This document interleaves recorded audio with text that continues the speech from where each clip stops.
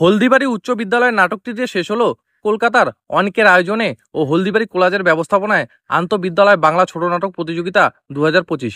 গত শনিবার হলদিবাড়ি শহরের অরবিন্দনগর কমিউনিটি হলের পাশে স্থায়ী মঞ্চে এই প্রতিযোগিতাটি শুরু হয়েছিল।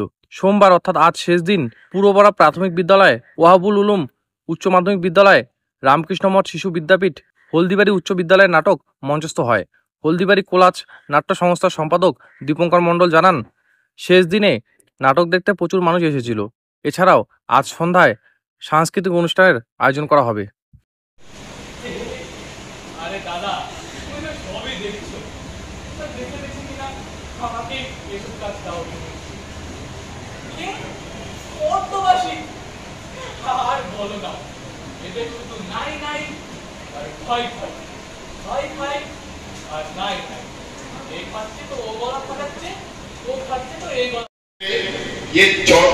চূড়ান্ত পর্যায়ের যে প্রতিযোগিতা, সেই প্রতিযোগিতায় অংশগ্রহণ করবেন, এটা মোটামুটি জানা আছে।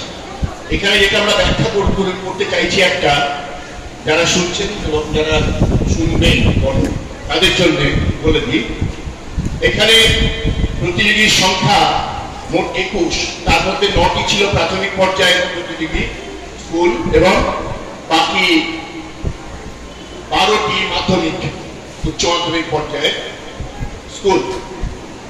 আমাদের যে সিদ্ধান্ত, সব পর্যায়ের ক্ষেত্রে যদি কোনো পর্যায়ে 3টির বেশি প্রাথমিক স্কুল অংশগ্রহণ করে, তাহলে সেখানে ওই 3টি স্কুল বা ততোধিক স্কুলের মধ্যে একটা প্রতিযোগিতা হবে। গত দুটো যে পর্যায়ে গেছে, সেই দুটো পর্যায়ে এই ব্যবস্থাটা ছিল না। 2-এর বেশি প্রাথমিক স্কুল কোথাও যোগদান করেন। এখানে 9টি স্কুল করেছেন, সুতরাং এই 9টি স্কুলের মধ্যেও একটি প্রতিযোগিতা হবে এবং বাকি 12টি মাধ্যমিক উচ্চ মাধ্যমিকের যে স্কুল, তাদের মধ্যেও একটা প্রতিযোগিতা হবে।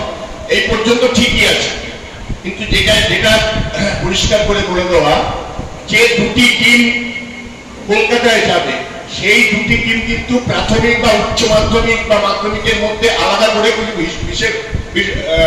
করে মানে নির্ধারিত হবে।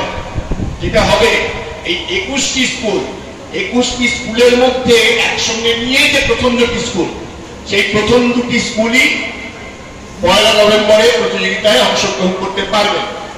সেক্ষেত্রে ব্যাপারটা একটু যদি পরিষ্কার করে দিই, এমন হতে পারে 2টি প্রাথমিক পর্যায়ের স্কুল যারা সামগ্রিকভাবে প্রথম ও দ্বিতীয় হয়েছে, তারাও যেতে পারেন।